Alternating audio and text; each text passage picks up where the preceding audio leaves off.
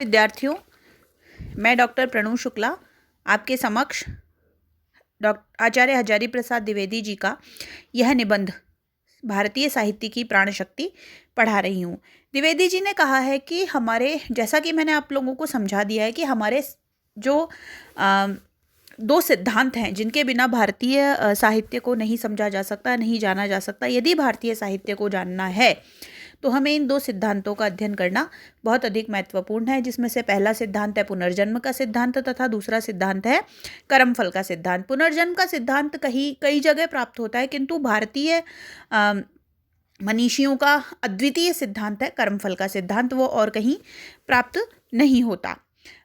देखिए, भारतीय साहित्य की प्राण शक्ति निबंध जब आचार्य हजारी प्रसाद द्विवेदी जी ने लिखा था, तब उन्होंने कहा था कि जो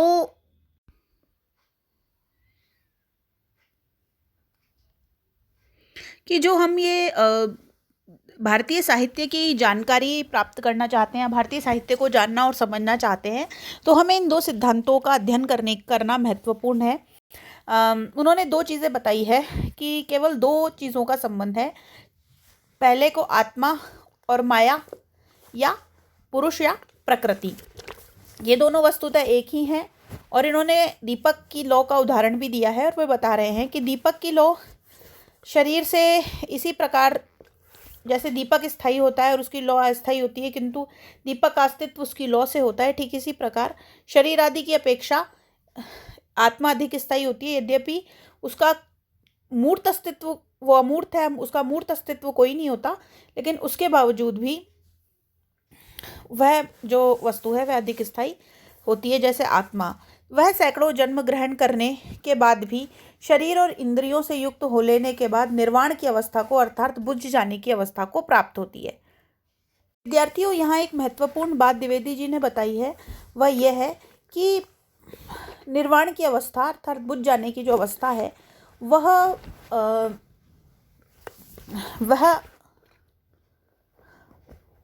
जब आदमी के 100 वर्ष पूरे हो जाते हैं, वह मृत्यु को प्राप्त होता है। शरीर उसी तरह सैकड़ों इंद्रियों से युक्त होने के बाद भी उसमें आत्मा का अस्तित्व होता है। अब ये सांख्य शास्त्रियों का उदाहरण दे रहे हैं। सांख्य शास्त्रियों के मत में पुरुष अनेक होते हैं, प्रकृति उन्हें अपने माया जाल में बांधती है। पुरुष विशुद्ध चेतन स्वरूप उदासीन और ज्ञाता है। जब तक उसे इस स्वरूप का ज्ञान नहीं हो जाता, तब तक वह उस जाल में फंसा रहता है। यह दृश्यमान जगत वस्तुतः प्रकृति का ही विकास है। ये सांख्यवादी मानते हैं, सांख्य शास्त्री मानते हैं कि, सांख्य योग वाले मानते हैं कि पुरुष है और प्रकृति है, पुरुष अनेक हैं और प्रकृति उन्हें माया जाल में बांधती है। हम उसी तरह मानते हैं आत्मा और माया का संबंध है ना। पुरुष विशुद्ध चेतन स्वरूप उदासीन और ज्ञाता है। जब तक उसे स्वरूप का ज्ञान नहीं हो जाता, तब तक वह जाल में फंसा रहता है। ठीक उसी प्रकार जीव को अपने अस्तित्व का जब तक ज्ञान नहीं हो जाता, तब तक वह माया में फंसा रहता है। जो हो, इस विषय में भारतीय दार्शनिकों में प्रायः कोई मतभेद नहीं कि आत्मा नामक कोई स्थायी वस्तु है, जो भारतीय दृश्यमान जगत के विविध परिवर्तनों के भीतर से गुजरता हुआ सदा एक रस है, सदैव एक रस है। ये पंडित स्वीकार करते हैं कि जब तक ज्ञान नहीं हो जाता, तब तक यह आत्मा जन्म कर्म के संबंध से मुक्त नहीं हो सकती। अब प्रश्न यह है कि यदि यह पुरुष या आत्मा उदासीन है और सुख दुख के परे है और चित स्वरूप है, तो कर्म और जन्म के बंधन में पड़ता कैसे है? मृत्यु के बाद जन्म का कर्मफल दूसरे जन्म में ढोकर क्यों ले जाता है? जो निर्गुण है उसे आधार मानकर पाप और पुण्य दूसरे जन्म में कैसे पहुंच जाते हैं? ये तो सभी मानते हैं कि कर्मफल जड़ है, उसमें इच्छा नहीं होती। इसलिए तो यह साफ प्रकट है कि वे इच्छा पूर्वक आत्मा का पीछा नहीं कर सकते। फिर यह कैसे संभव है कि इस जन्म का कर्मफल दूसरे जन्म में मिलता हो? सीधा जवाब यह है कि ईश्वर इस व्यवस्था को इस ढंग से चला रहा है, परंतु युक्तिवादी दार्शनिकों को यह बात पसंद नहीं और वे उसका कोई और कारण बताते हैं। देखिए, कर्म रामचरितमानस में भी कहा है, कर्म प्रभाव विश्व करी राखा, जो जस करहि सो तस फल चाखा। कि जो कर्म है, जो व्यक्ति ने जो काम कर दिया, वह उसका स्थायी कैसे होता है, लेकिन ये एक जन्म से दूसरे जन्म में कैसे पहुंच जाते हैं? तो ये इसका उत्तर देने के लिए द्विवेदी जी बता रहे हैं इस प्रश्न का उत्तर देने के लिए शास्त्रकारों ने लिंग शरीर की बात बताई है कि एक जो शरीर होता है उसका सूक्ष्म रूप होता है। यह तो निश्चित है कि आत्मा एक शरीर से दूसरे में संक्रमित होती है। गीता में भगवान ने कहा है, जिस प्रकार मनुष्य पुराने वस्त्र छोड़कर धारण करता है, उसी प्रकार आत्मा जीर्ण शरीर को परित्याग कर नवीन शरीर धारण करती है। वंसांसि जीर्णानि यथा विहाय नवानि गृह्णाति नवरोपराणि। इसी प्रकार बृहदारण्यक उपनिषद में बताया है कि जोग जिस प्रकार से एक तृण से दूसरी पर जाते समय पहले अपने शरीर का अगला हिस्सा रखता है, फिर बाकी हिस्से को खींच लेता है, उसी प्रकार आत्मा पुराने शरीर को छोड़कर के नए शरीर में प्रवेश करती है। आत्मा को जब अपनी प्रकृति या माया का वास्तविक ज्ञान हो जाता है, तब वह कर्म फल से मुक्त हो जाता है। भगवान ने गीता में कहा है कि ज्ञान की अग्नि समस्त कर्मों को भस्मसात कर देती है और ज्ञान से बढ़कर कोई वस्तु नहीं है। उपनिषदों में ब्रह्मा को सत्य स्वरूप, ज्ञान स्वरूप और आनंद स्वरूप कहा गया है। ऐसा मानने के कारण समूचा हिंदू साहित्य ज्ञान को एक विशेष दृष्टिकोण से देखता है। वह यह नहीं मानता कि ज्ञान की प्राप्ति में मनुष्य नित्य अग्रसर होता जा रहा है। उसकी दृष्टि में चरम ज्ञान अपने आप में ही है। यद्यपि ज्ञान अनंत है, पर उनका अपना वास्तविक स्वरूप वैसा ही है, इसलिए चरम और अनंत ज्ञान को पाना संभव तो है नहीं, उसके साध्य के भीतर ही है। हिंदू साहित्य में नित्य नवीन ज्ञान के अनुसंधान के प्रति एक प्रकार की उदासीनता का भाव है। वह उस विद्या को विद्या नहीं मानता जो मुक्ति का कारण हो, जो मनुष्य को कर्म बंधन से छुटकारा न दिला दे। इस बात ने भी सारे हिंदू साहित्य को प्रभावित किया है। देखिए, इसमें ये बता रहे हैं कि चरम और अनंत ज्ञान को पाना असंभव नहीं है।